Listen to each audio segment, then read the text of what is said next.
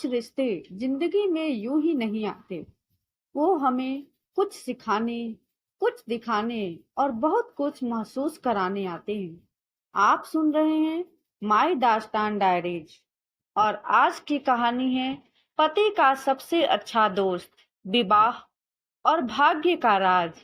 चलिए उस मोड़ पर चलते हैं जहां दिल, फर्ज और तकदीर आपस में टकराते हैं। शाम का समय था। आसमान में सूरज धीरे धीरे अस्त हो रहा था और हल्की गुलाबी रोशनी पूरे आंगन में बिखर रही थी। राधिका अपने घर के आंगन में तुलसी को जल देकर जैसे ही अंदर आई, दरवाजे पर घंटी बजी। उसने दरवाजा खोला। सामने उसका पति अर्जुन खड़ा था और उसके साथ एक युवक, बेहद हंसमुख, आत्मीयता से भरा चेहरा, गहरी आंखें और विश्वास से भरा मन। राधिका, ये है रोहित, मेरा सबसे अच्छा दोस्त। हमारे साथ कुछ दिन रहेगा। इसी शहर में नौकरी शुरू की है, अर्जुन ने बड़े गर्व से कहा।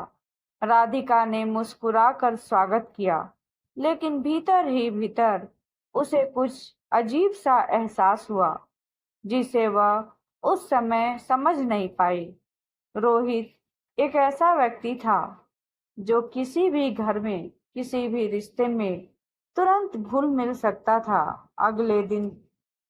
अगले कुछ दिनों में उसने न सिर्फ घर का सदस्य जैसा स्थान बना लिया, बल्कि राधिका के मन में भी एक भरोसेमंद इंसान की जगह बना ली।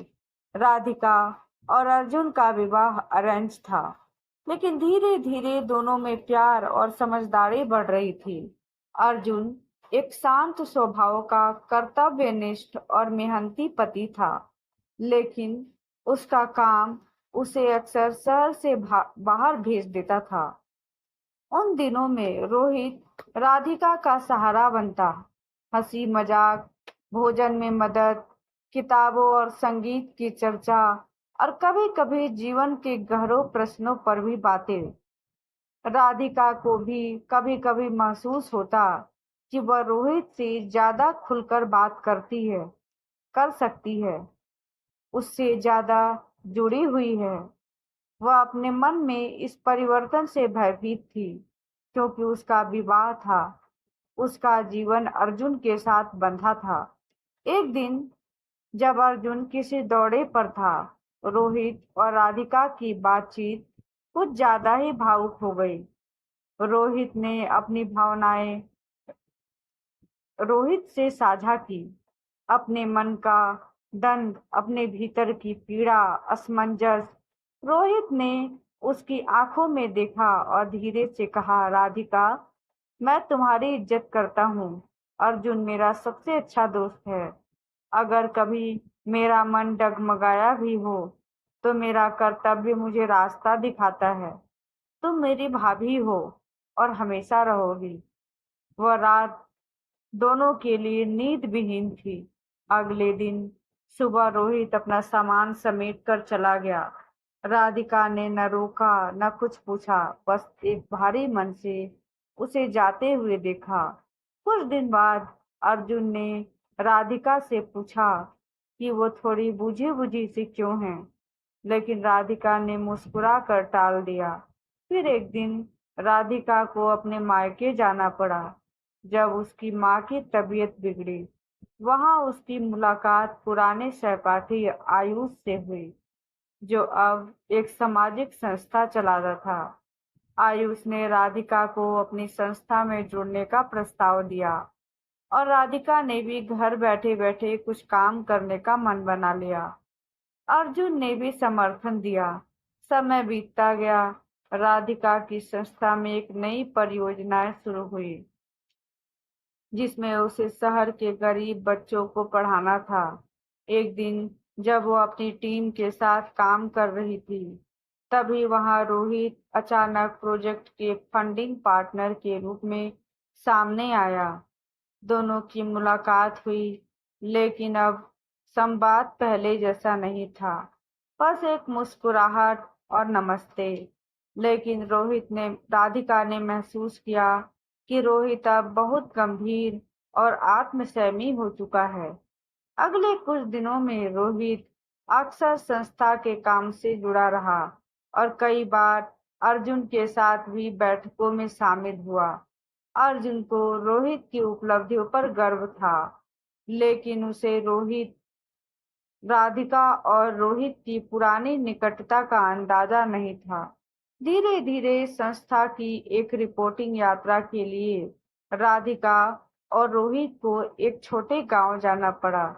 वहां की रात में आग के चारों ओर बैठकर ग्रामीणों की कहानियां सुनते सुनते दोनों को अपना बीता हुआ समय याद आने लगा। राधिका ने अचानक पूछ लिया, अगर मैं तुम्हारी जिंदगी में पहले आई होती तो क्या होता?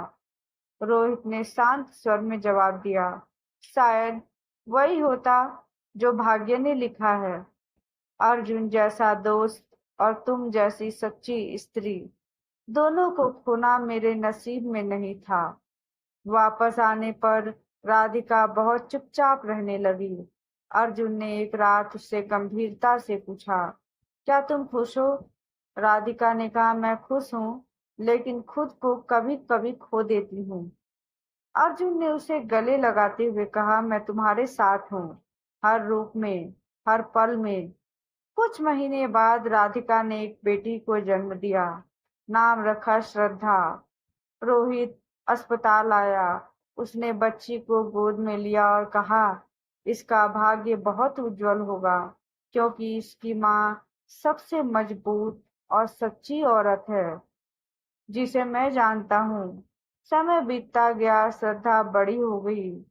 एक दिन जब वह 12 वर्ष की थी, उसने अपनी माँ से पूछा, माँ, रोहित अंकल कौन है? राधिका ने मुस्कुराकर कहा, तुम्हारे पापा के सबसे अच्छे दोस्त और मेरे जीवन के सबसे कठिन इम्तिहान की कसौटी। अर्जुन पास ही बैठा था। उसने राधिका का हाथ थाम लिया और कहा, और हमारी जीत की वजह। उस दिन राधिका ने महसूस किया कि जीवन में कुछ रिश्ते मुकम्मल नहीं होते, लेकिन वे अधूरे रहकर भी जीवन को पूर्णता देते हैं। रोहित ने शादी नहीं की। वह पूरी तरह सामाजिक सेवा में समर्पित हो गया। अर्जुन और राधिका के बीच में के जीवन में उनके होने की एक सजीव छाया हमेशा रही। एक आदर्श, एक मर्यादा और एक अनकही और सच्ची कहानी। वर्षों बाद जब श्रद्धा कॉलेज जाने लगी, तो एक दिन उसने अर्जुन और राधिका से कहा कि वह भी समाज सेवा में करियर बनाना चाहती है, जैसे रोहित अंकल ने किया है। उस दिन राधिका की आंखों में गर्व और संतोष की चमक थी। कुछ समय बाद अर्जुन को एक गंभीर बीमारी ने घेर लिया।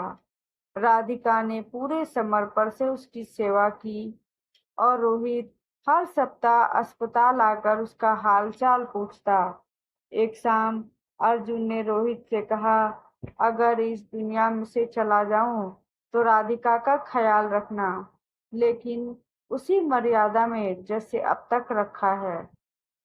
रोहित की आंखें नम हो गई। उसने अर्जुन का हाथ थाम कर कहा, मेरा जीवन तुम्हारे विश्वास की छाया है, उसे कभी धुंधला नहीं होने दूंगा। अर्जुन की मृत्यु के बाद राधिका पूरी तरह टूट गई, लेकिन उसने श्रद्धा के लिए खुद को संभाला। रोहित उस समय उसके सबसे बड़े सहारे के रूप में था, लेकिन कभी सीमा नहीं लांघी। एक दिन राधिका ने कहा, तुम्हारा साथ मेरी सबसे बड़ी शक्ति है। मैं जानती हूँ हमारा रिश्ता समाज को कभी समझ नहीं आएगा। रोहित ने उत्तर दिया, रिश्ते समाज से नहीं आत्मा से जुड़ते हैं। वे साथ नहीं रहते, लेकिन जीवन भर एक दूसरे की छाया बनकर हर पड़ाव पर साथ निभाते हैं।